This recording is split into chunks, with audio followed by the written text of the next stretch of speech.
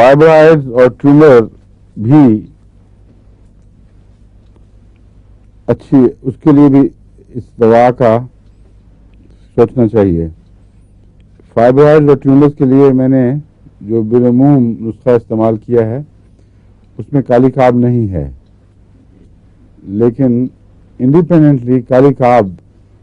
کا استعمال کا خیال اس وقت مجھے آتا ہے اگر یہ میرا عام جو نسخہ ہے جو خدا کے فضل سے